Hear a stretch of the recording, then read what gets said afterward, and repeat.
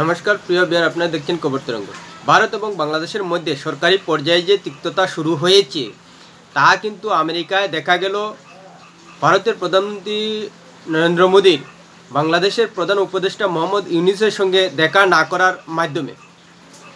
বাংলাদেশ আবেদন করেছিল যাতে আমেরিকায় নরেন্দ্র মোদীর সঙ্গে মোহাম্মদ ইউনূস সাক্ষাৎ করতে পারেন, কিন্তু মোহাম্মদ ইউনূসের কথায় এবং কার্যকারণে দিল্লি যে বিরূপ হয়ে রয়েছে, মোদি মোহাম্মদ ইউনূসকে সাক্ষাৎ করার সময় না দিয়ে সেটা বুঝিয়ে দিল।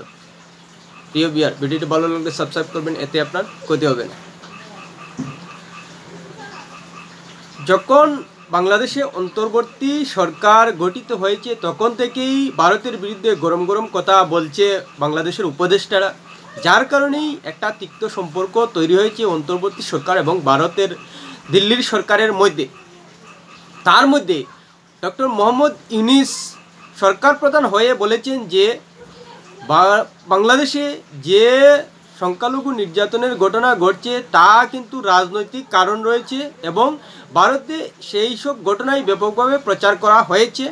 সঙ্গে এও বলেছেন যে শেখ হাসিনা যে ভারতে রয়েছে তার বাংলাদেশ নিয়ে কোনো ধরনের মন্তব্য করে পরিস্থিতি খারাপ করা উচিত নয়, এখন চুপ থাকা উচিত। সে কথা যে দিল্লি সরকার কোনোভাবেই ভালো চোখে নেয়নি। আমেরিকায় মোহাম্মদ ইউনূসের সঙ্গে দেখা না করার মাধ্যমেই নরেন্দ্র মোদী বুঝিয়ে দিলেন। আসলেই বাংলাদেশের অন্তর্বর্তী সরকারের উপদেষ্টারা নানাভাবেই ভারতের সঙ্গে তিক্ত সম্পর্ক জারি রাখতে বিভিন্ন মন্তব্য করে যাচ্ছে। এমনকি বর্তমানে ইলিশ নিয়েও তিক্ত সম্পর্ক করার একটা চেষ্টা চালিয়ে যাচ্ছে। বাংলাদেশে আমরা জানি ইলিশ রপ্তানি হয় 4,30,000 টন, আর সেখানে মাত্র দুর্গাপূজা উপলক্ষে 3,000 টন ইলিশ দেওয়ার কথা, কিন্তু সেই ইলিশ দিতেও নানা ধরনের টালবাহানা করা হচ্ছে। এমনকি হাইকোর্টে রিট দায়ের পর্যন্ত হয়েছে সেই 3,000 টন ইলিশ না দিতে। সূত্রে এও জানা যাচ্ছে যে বাংলাদেশের একদিনের ইলিশও নয়, 3,000 মেট্রিক টন ইলিশ, সেই একদিনের ইলিশও বাংলাদেশ থেকে ভারতে পাঠাতে বাংলাদেশের উপদেষ্টারা নিমরাজি। কিন্তু শুধু অর্থের কারণেই 3,000 মেট্রিক টন ইলিশ পাঠাতে রাজি হয়েছিল বিদেশ মন্ত্রক, কিন্তু সে নিয়েও এখন টালবাহানা চলছে। এমনকি হাইকোর্টে এ নিয়ে রিট পিটিশন দায়ের করার জন্য হুমকিও দেওয়া হচ্ছে। যদিও আমেরিকায় ভারত কূটনৈতিক সম্পর্ক স্থাপনে বিদেশ উপদেষ্টা মোহাম্মদ তৌহিদ হোসেনের সঙ্গে বিদেশমন্ত্রী এস জয়শঙ্কর বৈঠক করেছেন, যদিও সেই বৈঠকে বাংলাদেশের হিন্দুদের উপর অমানবিক ঘটনা নিয়ে এবং ভারতের শেখ হাসিনার অবস্থান নিয়ে কোনো ধরনের আলোচনা হয়নি, কিন্তু অন্যান্য বিষয় নিয়ে আলোচনা হয়েছে। ভারতের তরফ থেকে শীর্ষ পর্যায়ে যতটুকু সম্ভব কূটনৈতিক সম্পর্ক রাখার ক্ষেত্রে চেষ্টা চালিয়ে যাওয়া হচ্ছে, কিন্তু শীর্ষ পর্যায়ে বিশেষ করে সরকারি প্রধানের সাক্ষাতের ক্ষেত্রে মোদি কিন্তু এড়িয়ে গেলেন। এক্ষেত্রেই বলা যায় যে মোদি বিরক্ত হয়ে আছেন বর্তমান অন্তর্বর্তী সরকারের উপর। কেননা যদি মোদির কার্যকালের অতীত একটু তলিয়ে দেখি তাহলে দেখব যে পাকিস্তানের ক্ষেত্রে বিনা নিমন্ত্রণে নওয়াজ শরীফের বাড়িতে চলে গিয়েছিলেন। সে নিয়ে তখন একটা হুলস্থুল সৃষ্টি হয়েছিল যে বিনা নিমন্ত্রণে কি করে পাকিস্তানের প্রধানমন্ত্রী নওয়াজ শরীফের বাড়িতে উপস্থিত হন ভারতের প্রধানমন্ত্রী। কিন্তু এরপর যখন পাকিস্তান বৈরিতা তৈরি করলো এবং তিক্ততা জারি রাখতে চেষ্টা করলো, মোদির আন্তরিকভাবে পাকিস্তানের সঙ্গে সম্পর্ক ভালো করার চেষ্টার পরও এরপর দেখা গেল যে পাকিস্তানের সঙ্গে সবথেকে বেশি তিক্ততা সৃষ্টি হয়েছে মোদির শাসনকালে। অর্থাৎ পাকিস্তানকে নানাভাবেই ভারত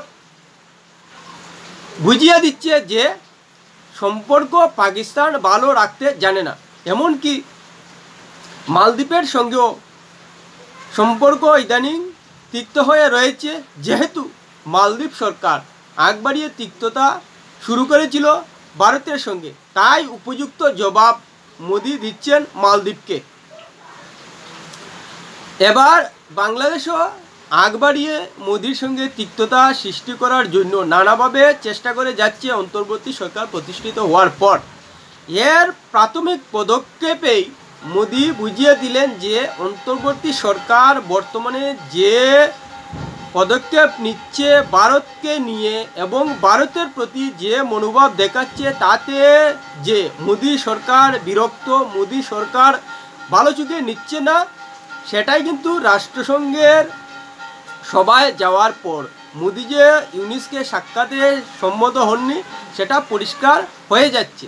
এবার এর মাধ্যমে ভারত সরকার বুঝিয়ে দিল যে ভারত কোনোভাবেই বর্তমান অন্তর্বর্তী সরকারের পদক্ষেপ ভালো চোখে নিচ্ছে না, এবং যদি আগামীতে যেভাবে এখন মনোভাব বজায় রেখেছে ভারতের প্রতি অন্তর্বর্তী সরকার, সেটা যদি বজায় থাকে তাহলে নয়াদিল্লি অন্তর্বর্তী সরকারের সঙ্গে দূরত্ব বজায় রাখবে। সেটা কিন্তু প্রাথমিক পদক্ষেপ হিসেবে মোদি বুঝিয়ে দিলেন।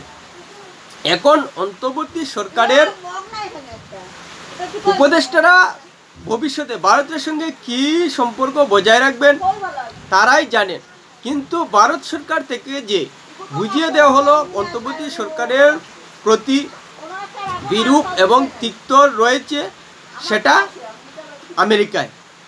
কেননা অন্তর্বর্তী সরকার বাংলাদেশে প্রতিষ্ঠিত হওয়ার পরও কিন্তু মোদি অভিনন্দন জানিয়েছিলেন এবং বাংলাদেশের অন্তর্বর্তী সরকারের সঙ্গে ভালো সম্পর্ক রাখার প্রতিশ্রুতি দিয়েছিলেন, কিন্তু সেই প্রতিশ্রুতি দেওয়ার পরও বাংলাদেশের অন্তর্বর্তী সরকার ভারত সরকারকে ভরসা করার মতো প্রতিশ্রুতি দেয়নি, যার কারণেই সম্পর্কটা নষ্ট হচ্ছিল।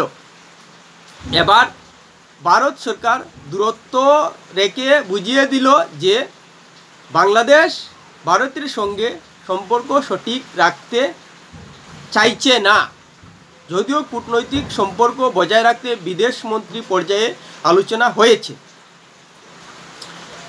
আর ভারত যে বাংলাদেশের সঙ্গে সম্পর্ক ভালো রাখতে চায় শেখ হাসিনা থাকার সময়, সেটা কিন্তু পরিষ্কার।